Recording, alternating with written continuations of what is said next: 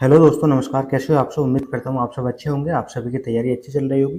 दोस्तों, जैसा कि आप सभी को पता है, एनटीपीसी की भर्ती का नोटिफिकेशन आ चुका है। तो आप सभी को सुनहरा मौका है, आप सभी तैयारी में लग जाए। तो उससे उसके लिए हम साइंस के प्रैक्टिस सेट चला रहे हैं। साइंस के प्रैक्टिस सेट में जो भी प्रश्न प्रीवियस ईयर पेपरों में पूछे गए हैं, वो सभी प्रश्न हम डे बाई डे लेकर आते रहते हैं। तो प्रश्नों को सभी ध्यान से देखना, अपने दोस्तों को वीडियो शेयर कर देना। अगर आप सभी ने हमारे चैनल को सब्सक्राइब नहीं किया है तो चैनल को भी सब्सक्राइब कर दें। तो दोस्तों, चलते हैं, शुरू करते हैं अपने प्रश्न नंबर 1 से आज के प्रैक्टिस सेट को। आज का हमारा प्रैक्टिस सेट नंबर 1 है, आवर्त सारणी के जनक किसे कहा जाता है। दोस्तों, आवर्त सारणी का जनक किसे कहा जाता है बताना है। ऑप्शन नंबर ए है डेवोराइनर साहब, ऑप्शन बी है मोजले साहब, ऑप्शन सी है मेंडलीव जी, ऑप्शन डी है न्यूलैंड जी। दोस्तों, वैसे तो ये सभी आवर्त सारणी के निर्माता हैं, इन्होंने अपनी अपनी आवर्त सारणियों को दिया है। तो इसमें जो पूछा जाता है, आवर्त सारणी के जनक किसे कहा जाता है, तो आवर्त सारणी के जो जनक हैं इन्हें कहा जाता है, ऑप्शन नंबर सी इनका सही हो जाएगा। मेंडलीव साहब को आवर्त सारणी का जनक कहा जाता है, तो इसका ऑप्शन नंबर सी सही हो जाएगा। अगर पूछा जाए आधुनिक आवर्त सारणी का जनक किसे कहा जाता है, तो आधुनिक आवर्त सारणी का जनक मोइले साहब को कहा जाता है, क्योंकि 1913 में इन्होंने आवर्त सारणी दी थी, जो हमारी आधुनिक आवर्त सारणी है। तो ध्यान रखेंगे। चलते हैं अगले प्रश्न पर। अगला प्रश्न है हमारा, कोशी का सिद्धांत किसके द्वारा दिया गया था। दोस्तों, कोशी का सिद्धांत किसके द्वारा दिया गया था, ये बताना है। ऑप्शन नंबर ए है स्लाइडन एवं स्वान के द्वारा, ऑप्शन बी है रॉबर्ट हुक के द्वारा, ऑप्शन सी है लिंडेमान के द्वारा, ऑप्शन डी है अरस्तू के द्वारा। दोस्तों, इसका राइट आंसर क्या हो जाएगा? इसका भी right answer option number A सही हो जाएगा। स्लाइडन एवं स्वान द्वारा कोशी का सिद्धांत दिया गया था, इसका ऑप्शन नंबर ए सही हो जाएगा। चलते हैं नेक्स्ट प्रश्न पर। नेक्स्ट प्रश्न है हमारा, कोशिका की खोज किसके द्वारा की गई थी। दोस्तों, इंपॉर्टेंट क्वेश्चन है। पहले कोशिका सिद्धांत के बारे में पूछा गया था, यहाँ कोशिका की खोज के बारे में पूछा गया है। कोशिका की खोज किसके द्वारा की गई थी? ऑप्शन नंबर ए है गैलीलियो के द्वारा, ऑप्शन बी है अल्बर्ट आइंस्टीन के द्वारा, ऑप्शन सी है लिंडेमान के द्वारा, ऑप्शन डी है रॉबर्ट हुक के द्वारा। तो इसका राइट आंसर क्या रहेगा दोस्तों? इसका right answer option number D सही हो जाएगा। रॉबर्ट हुक द्वारा कोशिका की खोज की गई थी। ध्यान रखेंगे। चलते हैं नेक्स्ट प्रश्न पर अपने। नेक्स्ट प्रश्न है हमारा, हेमेटाइट किसका अयस्क है। दोस्तों, यह भी इंपॉर्टेंट प्रश्न है, पिछले ही एग्जाम में पूछा गया था। हेमेटाइट किसका अयस्क है? ऑप्शन ए है इसका तांबे का, ऑप्शन बी है लोहे का, ऑप्शन सी है चांदी का, ऑप्शन डी है एल्यूमिनियम का। तो इसका राइट आंसर क्या रहेगा दोस्तों? इसका right answer option number B सही हो जाएगा। हेमेटाइट लोहे का अयस्क है। दोस्तों, वेरी वेरी इंपॉर्टेंट क्वेश्चन है ये। और पूछा जाए एल्यूमिनियम का अयस्क, एल्यूमिनियम का अयस्क होता है बॉक्साइड। बॉक्साइड एल्यूमिनियम का अयस्क होता है, ये भी ध्यान रखेंगे। चलते हैं अगले प्रश्न पर। अगला प्रश्न है हमारा, ऊर्जा का 10% प्रभा का नियम किसने दिया था। तो ऊर्जा का 10% प्रभा का नियम किसके द्वारा दिया गया था? ऑप्शन नंबर ए है गैलीलियो के द्वारा, ऑप्शन बी है लिंडेमान के द्वारा, ऑप्शन सी है अफबाहु के द्वारा, ऑप्शन डी है अरस्तू के द्वारा। तो इसका राइट आंसर क्या होगा दोस्तों? इसका right answer option number B सही हो जाएगा। यह ऊर्जा का 10% प्रभा का नियम लिंडेमान द्वारा दिया गया था, तो इसका ऑप्शन नंबर बी सही हो जाएगा। नेक्स्ट क्वेश्चन पर चलते हैं। नेक्स्ट क्वेश्चन है हमारा, आधुनिक आवर्त सारणी का जनक किसे कहा जाता है। दोस्तों, आवर्त सारणी का जनक पूछा जाए तो मेंडलीव जी को कहा जाता है। और पूछा जाए आधुनिक आवर्त सारणी का जनक, तो आधुनिक आवर्त सारणी का जनक मोजले साहब को कहा जाता है, ये ध्यान रखेंगे। न्यूलैंड जी ने भी अपनी आवर्त सारणी दी थी, जिन्होंने बताया था कि हर आठवां तत्व समान होगा। ठीक है दोस्तों, इन्होंने यह बताया था कि हर आठवां तत्व समान होगा, जो कि कुछ समय बाद वो फेल हो गई। ठीक है दोस्तों, ये ध्यान रखेंगे। अगले प्रश्न पर चलते हैं। अगला प्रश्न है हमारा, पानी का अधिकतम घनत्व किस तापमान पर होता है। पानी का अधिकतम घनत्व किस तापमान पर होता है? ऑप्शन नंबर ए है 4 डिग्री, ऑप्शन बी है 5 डिग्री, ऑप्शन सी है 6 डिग्री, ऑप्शन डी है 7 डिग्री। तो इसका राइट आंसर क्या रहेगा दोस्तों? इसका भी right answer option number A हो जाएगा। 4 डिग्री पर पानी का सबसे अधिक तापमान होता है, अधिक घनत्व होता है, ये ध्यान रखेंगे। नेक्स्ट क्वेश्चन है हमारा, शुद्ध जल का पीएच मान क्या होता है। शुद्ध जल का पीएच मान बताना है दोस्तों, क्या होता है। ऑप्शन नंबर ए है 7, ऑप्शन नंबर बी है 7.4, ऑप्शन सी है 6.1, ऑप्शन डी है 4.1। तो इसका राइट आंसर क्या रहेगा दोस्तों? इसका right answer option number A हो जाएगा। शुद्ध जल का पीएच मान 7 होता है। पूछा जाए 7.4 तो 7.4 हमारा रक्त का पीएच मान होता है।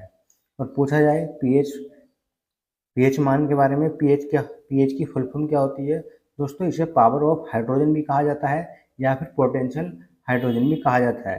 तो पूछा जाए इसकी खोज किसने की थी, तो इसकी खोज सोरेनसन द्वारा की गई थी, ये ध्यान रखेंगे।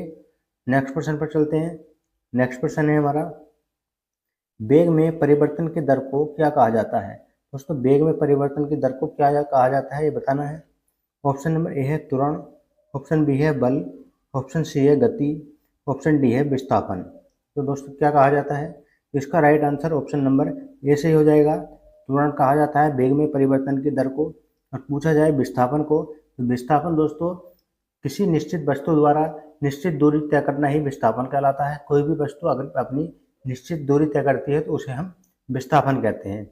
और पूछा जाए बल के बारे में, तो बल दोस्तों खिंचाव या धक्के को, हमारी जनरली भाषा में किसी खिंचाव या धक्के को हम बल कहते हैं, ये भी ध्यान रखेंगे। अगले प्रश्न पर चलते हैं। अगला प्रश्न है हमारा, पदार्थ की मात्रा की भौतिक इकाई क्या होती है। पदार्थ की मात्रा होती है, उसकी भौतिक इकाई क्या होती है। ऑप्शन ए है मोल, ऑप्शन बी है कैंडला, ऑप्शन सी है किलोग्राम, ऑप्शन डी है एम्पियर। तो इसका भी राइट आंसर क्या हो जाएगा दोस्तों, इसका right answer option number A हो जाएगा। पदार्थ की मात्रा की भौतिक इकाई मोल होती है। और पूछा जाए कैंडला के बारे में, तो कैंडला ज्योति तीव्रता की इकाई है। और पूछा जाए किलोग्राम के बारे में, किलोग्राम द्रव्यमान की इकाई है। पूछा जाए एम्पियर के बारे में, एम्पियर विद्युत धारा की एक इकाई है। चलते हैं अगले प्रश्न पर। अगला प्रश्न है हमारा, भूरा कोयला किसे कहा जाता है। भूरा कोयला किसे कहा जाता है दोस्तों। ऑप्शन नंबर ए है बिट्यूमिनस को, ऑप्शन बी है लिग्नाइट को, ऑप्शन सी है एंथ्रासाइट को, ऑप्शन डी है पीट कोयले को। इसका राइट आंसर क्या हो जाएगा दोस्तों, इसका right answer option number B सही हो जाएगा। लिग्नाइट को भूरे कोयले के नाम से जाना जाता है। दोस्तों अगर पूछा जाए कोयला सबसे अच्छा कौन सा होता है, तो सबसे अच्छा कोयला एंथ्रेसाइट होता है, क्योंकि इसमें 94 से लेकर 98% तक कार्बन की मात्रा पाई जाती है। और पूछा जाए सबसे लो क्वालिटी का कोयला कौन सा होता है, सबसे लो क्वालिटी का कोयला पीट कोयला होता है, जिसमें सबसे कम कार्बन की मात्रा। विश्व का सबसे बड़ा नदी द्वीप किस नदी पर स्थित है। जो हमारा विश्व का सबसे बड़ा नदी द्वीप है किस नदी पर स्थित है दोस्तों, ये बताना है। ऑप्शन नंबर ए है हमारा गंगा नदी पर, ऑप्शन बी है ब्रह्मपुत्र नदी पर, ऑप्शन सी है सरयू नदी पर, ऑप्शन डी है हमारा गोदावरी नदी पर। तो दोस्तों इसका राइट आंसर क्या हो जाएगा, इसका right answer option number B सही हो जाएगा। यह हमारा नदी द्वीप जो कि ब्रह्मपुत्र नदी पर स्थित है। तो पूछा जाए नदी द्वीप का नाम क्या है, इस नदी द्वीप का नाम हमारे माजुली द्वीप है, तो जो कि माजुली द्वीप विश्व का सबसे बड़ा नदी द्वीप माना जाता है। और पूछा जाए ये कहाँ स्थित है, तो ये हमारे असम के पतालपुरी जिले में स्थित है। ठीक है दोस्तों, ये इम्पोर्टेंट है, ये पूछा जा सकता है। चलते हैं अगले प्रश्न पर। अगला प्रश्न है हमारा, आवर्त सारणी के जनक किसे कहा जाता है। दोस्तों आवर्त सारणी का जनक किसे कहा जाता है, ये भी इम्पोर्टेंट प्रश्न है। ऑप्शन नंबर ए है डेबोराइनर साहब को, ऑप्शन बी है मोजले को, ऑप्शन सी है मेंडलीफ साहब को, ऑप्शन डी है न्यूलैंड साहब को। तो दोस्तों इसका राइट आंसर क्या रहेगा, इसका भी right answer option number C सही हो जाएगा। मेंडलीफ साहब को आवर्त सारणी का जनक कहा जाता है, इन्होंने सारणी दी थी। और पूछा जाए आधुनिक आवर्त सारणी का जनक किसे कहा जाता है, आधुनिक आवर्त सारणी का जनक मोजले साहब को कहा जाता है, जिन्होंने हमारी जो वर्तमान की आवर्त सारणी है जिसे आधुनिक आवर्त सारणी कहा जाता है, इन्होंने उसे दिया था। ठीक है, ध्यान रखेंगे। चलते हैं अगले प्रश्न पर। अगला प्रश्न है हमारा, इलेक्ट्रॉन की खोज किसने की थी। दोस्तों इलेक्ट्रॉन की खोज खासकर एग्जाम में पूछे जाने वाला प्रश्न है। तो इसकी खोज किसके द्वारा की गई थी ये बताना है। ऑप्शन ए है जे थॉम्सन के द्वारा, ऑप्शन बी है गोल्डस्टीन के द्वारा, ऑप्शन सी है चैडविक के द्वारा, ऑप्शन डी है आरस्तु द्वारा। तो इसका राइट आंसर क्या हो जाएगा, तो दोस्तों इसका right answer option number A सही हो जाएगा। जे थॉम्सन जी द्वारा इलेक्ट्रॉन की खोज की गई थी। ठीक है, ये इंपॉर्टेंट है, ध्यान रखेंगे। और पूछा जाए हमारे गोल्डस्टीन जी द्वारा, गोल्डस्टीन जी ने हमारी प्रोटॉन की खोज की थी। और पूछा जाए चैडविक द्वारा, चैडविक जी ने हमारी न्यूट्रॉन की खोज की थी। और आरएसटी जी को पूछा जाए तो इन्होंने हमारे जीव विज्ञान की खोज की थी। और जीव विज्ञान की दूसरी शाखा एक वनस्पति विज्ञान की सॉरी जंतु विज्ञान की खोज की थी। ठीक है, इन्होंने जंतु विज्ञान और हमारा जीव विज्ञान की खोज की थी, ये ध्यान रखेंगे। अगले प्रश्न पर चलते हैं। अगला प्रश्न है हमारा, सूर्य के सबसे नजदीक का ग्रह कौन सा है? सूर्य के सबसे नजदीक का ग्रह बताना है कौन सा है। ऑप्शन ए है मंगल ग्रह, ऑप्शन बी है बुध ग्रह, ऑप्शन सी है बृहस्पति ग्रह, ऑप्शन डी है शनि ग्रह। दोस्तों इसका भी राइट आंसर क्या हो जाएगा? दोस्तों इसका right answer option number B सही हो जाएगा। बुध ग्रह सूर्य के सबसे नजदीक का ग्रह है, इसलिए इसका ऑप्शन नंबर बी सही हो जाएगा। दोस्तों अगर पूछा जाए क्रम के बारे में, सबसे पहले हमारा बुध आता है, दूसरे पर शुक्र आता है, तीसरे पर आती है हमारी पृथ्वी, और चौथे पर आता है हमारा मंगल ग्रह, और पांचवें पर आता है हमारा बृहस्पति ग्रह। दोस्तों ऐसे ही क्रम अगर पूछे तो इन 5 ग्रहों का क्रम ज़्यादातर पूछा जाता है, तो पांचों ग्रह का ध्यान रखेंगे। ठीक है दोस्तों, चलते हैं अगले प्रश्न पर। नेक्स्ट प्रश्न है हमारा, यूरोप महाद्वीप की सबसे लंबी नदी कौन सी है? यूरोप महाद्वीप की सबसे लंबी नदी बतानी है कौन सी है। ऑप्शन नंबर ए है वोल्गा नदी, ऑप्शन बी है नील नदी, ऑप्शन सी है अमेजन नदी, ऑप्शन डी है गंगा नदी। तो इसका सही आंसर क्या होगा दोस्तों? इसका right answer option number A सही हो जाएगा दोस्तों। वोल्गा नदी यूरोप महाद्वीप की सबसे लंबी नदी है, ये ध्यान रखेंगे। और पूछा जाए नील नदी के बारे में, तो नील नदी दुनिया की सबसे लंबी नदी है। इसे पूछा जाए अगले पॉइंट का इसके, तो इसे अफ्रीकी नदियों का जनक कहा जाता है। और इसकी लंबाई पूछा जाए तो इसकी लंबाई 6650 किलोमीटर मानी जाती है। चलते हैं अमेजन नदी के बारे में देखते हैं।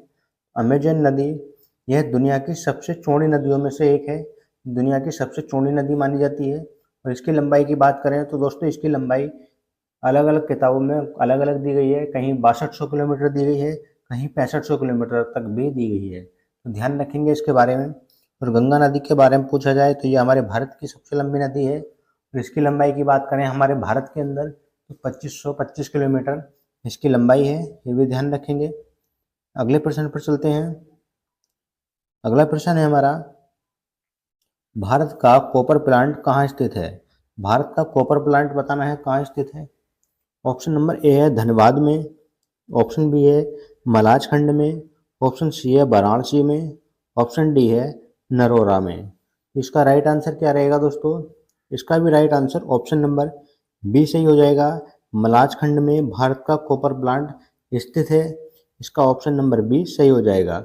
दोस्तों कहाँ पड़ता है मलाज खंड? तो यह हमारे मध्य प्रदेश में पड़ता है, ध्यान रखेंगे। और यहाँ 70% तांबे के भंडार हैं। और पूछा जाए दूसरा कॉपर प्लांट के बारे में, तो यह खेतड़ी के अंदर स्थित है, जिसका नाम खेतड़ी कॉपर कॉम्प्लेक्स है, जो कि खेतड़ी राजस्थान में स्थित है। ठीक है दोस्तों। और पूछा जाए नरोरा के बारे में, तो नरोरा हमारे उत्तर प्रदेश की विद्युत ताप परियोजना है, ये भी ध्यान रखेंगे। यूपी वालों के लिए ये इम्पोर्टेंट प्रश्न है। चलते हैं अगले प्रश्न। अगला प्रश्न है हमारा, सुंदरबन का डेल्टा कौन सी नदी बनाती है? सुंदरबन का डेल्टा कौन सी नदी बनाती है दोस्तों? ऑप्शन नंबर ए है गंगा नदी, ऑप्शन बी है यमुना नदी, ऑप्शन सी है गोदावरी नदी, ऑप्शन डी है सरयू नदी। तो इसका राइट आंसर क्या रहेगा दोस्तों? इसका भी right answer option number A सही हो जाएगा। गंगा नदी हमारी सुंदरबन का डेल्टा बनाती है। दोस्तों यह सुंदरबन का डेल्टा कहाँ पर बनाती है? दोस्तों यह वैसे तो पश्चिम बंगाल के परागना जिले से शुरू हो जाता है, और यह बंगाल की खाड़ी में बनता है, जैसे कि सबसे बड़ा नदी डेल्टा माना जाता है। और इसके दूसरे बारे में पूछा जाए, इसे ग्रीन डेल्टा भी कहा जाता है, और यह दुनिया का सबसे बड़ा नदी डेल्टा है। ठीक है दोस्तों, ये भी ध्यान रखेंगे। अगले प्रश्न पर चलते हैं। अगला प्रश्न है हमारा, युगांडा किस देश की राजधानी है? युगांडा किस देश की राजधानी है बताना है। ऑप्शन ए है अमेरिका की, ऑप्शन बी है चिली की, ऑप्शन सी है भूटान की, ऑप्शन डी है कंपाला की। तो इसका राइट आंसर क्या रहेगा? इसका राइट आंसर दोस्तों ऑप्शन नंबर डी सही हो जाएगा। युगांडा कंपाला की राजधानी है, ध्यान रखेंगे। ये एग्जाम में कई बार ये वाली राजधानी ऐसी पूछी जाती है। और पूछा जाए अमेरिका की राजधानी, तो अमेरिका की राजधानी वाशिंगटन डीसी है। और चिली की राजधानी पूछा जाए, चिली की राजधानी सैंटियागो है। और पूछा जाए भूटान की राजधानी, भूटान की राजधानी थिम्पू है, ये भी ध्यान रखेंगे। चलते हैं अगले प्रश्न पर।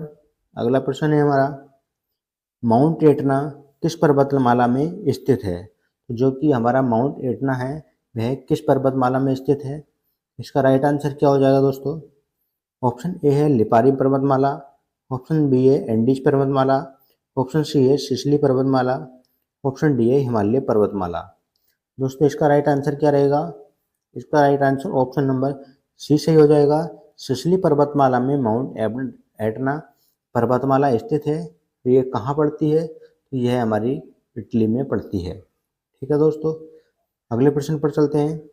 अगला प्रश्न है हमारा, एंडीज पर्वतमाला की सबसे ऊंची चोटी का नाम क्या है? जो एंडीज पर्वतमाला है उसकी सबसे ऊंची चोटी का नाम क्या है दोस्तों, ये बताना है। ऑप्शन नंबर ए है राकापोशी, ऑप्शन बी है एकांकोगुआ, ऑप्शन सी है नीलगिरी, ऑप्शन डी है धूपगढ़। तो इसका राइट आंसर क्या रहेगा दोस्तों? इसका right answer option number B सही हो जाएगा। एकांकोगुआ एंडीज पर्वत की सबसे ऊंची चोटी का नाम है। ऑप्शन नंबर बी इसका सही हो जाएगा। पूछा जाए नीलगिरी के बारे में, नीलगिरी की सबसे ऊंची चोटी कौन सी है? नीलगिरी की सबसे ऊंची चोटी दोस्तों दोदा बेटा है। और पूछा जाए धूपगढ़ को, तो धूपगढ़ हमारी सतपुड़ा की सबसे ऊंची चोटी है। चलते हैं अगले प्रश्न पर। अगला प्रश्न है हमारा, भारत में रेल मार्गों का सबसे बड़ा जाल किस राज्य में पाया जाता है? दोस्तों बताना है भारत में सबसे ज़्यादा रेल मार्गों का जाल कहाँ पाया जाता है? तो इसका राइट आंसर क्या हो जाएगा? ऑप्शन नंबर ए है महाराष्ट्र में, ऑप्शन बी है मध्य प्रदेश में, ऑप्शन सी है उत्तर प्रदेश में, ऑप्शन डी है राजस्थान में। तो दोस्तों इसका राइट आंसर क्या रहेगा? इसका right answer option number C हो जाएगा। उत्तर प्रदेश में रेल मार्गों का सबसे ज़्यादा जाल पाया जाता है। तो इसका ऑप्शन नंबर सी सही हो जाएगा। दोस्तों अगर पूछा जाए भारत का सबसे बड़ा रेल मार्ग कहाँ है और कौन सा है, तो सबसे बड़ा रेल मार्ग डिब्रूगढ़ से कन्याकुमारी है। यह मार्ग भारत की मुख्य भूमि से होकर कन्याकुमारी तक जोड़ता है, जो असम को होता हुआ निकलता है। कई सारे राज्यों से यह होकर जाता है। तो सबसे लंबा रेल मार्ग यही है जो कि हमारी मुख्य भूमि से होकर कन्याकुमारी तक जाता है। ठीक है दोस्तों, पीने के पानी के शुद्धिकरण में किस गैस का प्रयोग किया जाता है? जो पीने का पानी होता है हमारा, उसके शुद्धिकरण के लिए किस गैस का प्रयोग किया जाता है? क्या हो जाएगा इसका सही आंसर? ऑप्शन ए है हीलियम, ऑप्शन बी है फ्लोरीन, ऑप्शन सी है क्लोरीन, ऑप्शन डी है कार्बन डाइऑक्साइड। तो दोस्तों इसका राइट आंसर क्या हो जाएगा? इसका right answer option number C हो जाएगा। क्लोरीन गैस से हमारे पीने के पानी का शुद्धिकरण किया जाता है। इसका ऑप्शन नंबर सी सही हो जाएगा। चलते हैं अगले प्रश्न पर। अगला प्रश्न है हमारा, यूरिक अम्ल किस में पाया जाता है? दोस्तों बताना है यूरिक अम्ल किस में पाया जाता है। इम्पोर्टेंट प्रश्न है, प्रश्न आया हुआ है पिछले ही एग्जाम में, पिछले एनटीपीसी के एग्जाम में। ऑप्शन ए है सोडा वाटर में, ऑप्शन बी है बासी मक्खन में, ऑप्शन सी है खट्टा दूध में, ऑप्शन डी है स्तनपायी मूत्र में। तो इसका राइट आंसर क्या हो जाएगा दोस्तों? इसका right answer option number D हो जाएगा। स्तनपायी मूत्र में यूरिक अम्ल पाया जाता है। ये ध्यान रखेंगे, इंपोर्टेंट प्रश्न हो जाएगा ये भी। नेक्स्ट प्रश्न पर चलते हैं। नेक्स्ट प्रश्न है हमारा, कौन सा तत्व एल्यूमिनियम के उत्पादन के लिए उपयोग किया जाता है? ऐसा कौन सा तत्व है इसमें से जो एल्यूमिनियम उत्पादन के लिए प्रयोग किया जाता है? ऑप्शन ए है बॉक्साइड, ऑप्शन बी है लिग्नाइट, ऑप्शन सी है हेमेटाइट, ऑप्शन डी है मैग्नेटाइट। इसका भी राइट आंसर क्या होगा दोस्तों? इसका right answer option number B सही हो जाएगा। लिग्नाइट का प्रयोग एल्यूमिनियम के उत्पादन के लिए किया जाता है, इसलिए इसका ऑप्शन नंबर बी सही हो जाएगा। चलते हैं अगले प्रश्न पर। अगला प्रश्न है हमारा, क्वांटम सिद्धांत की नींव किसने रखी थी? जो क्वांटम सिद्धांत है इसकी नींव किसके द्वारा रखी गई थी दोस्तों, ये बताना है। ऑप्शन नंबर ए है आइंस्टीन के, ऑप्शन बी है मैक्स प्लैंक के, ऑप्शन सी है मार्क निकोलस के, ऑप्शन डी है अल्फ्रेड हिचकॉक के। तो इसका राइट आंसर क्या रहेगा दोस्तों? इसका भी right answer option number B सही हो जाएगा। मैक्स प्लैंक के द्वारा क्वांटम सिद्धांत की नींव रखी गई थी। तो इसका ध्यान रखेंगे, ऑप्शन नंबर बी हो जाएगा। चलते हैं अगले प्रश्न पर। अगला प्रश्न है हमारा, नीचे दिए गए तत्वों में से कौन सा रेडियोधर्मी तत्व है? इसमें से कौन सा रेडियोधर्मी तत्व है दोस्तों? ऑप्शन ए है कोबाल्ट, ऑप्शन बी है आर्गन, ऑप्शन सी है यूरेनियम, ऑप्शन डी है क्रोमियम। तो इसका सही आंसर क्या हो जाएगा दोस्तों? इसका सही आंसर ऑप्शन नंबर सी सही हो जाएगा। यूरेनियम एक ऐसा तत्व है जो कि रेडियोधर्मी तत्व है, इम्पोर्टेंट है, ये भी ध्यान रखेंगे। चलते हैं अगले प्रश्न पर। अगला प्रश्न है हमारा, सभी अम्ल जल में घुलकर प्रदान करते हैं। जो भी हमारे अम्ल होते हैं जल में घुलकर क्या प्रदान करते हैं, ये बताना है। ऑप्शन ए है OH आयन, ऑप्शन बी है इलेक्ट्रॉन, ऑप्शन सी है H+ आयन, ऑप्शन डी है न्यूट्रॉन। इसका राइट आंसर क्या होगा दोस्तों? इसका right answer option number C सही हो जाएगा।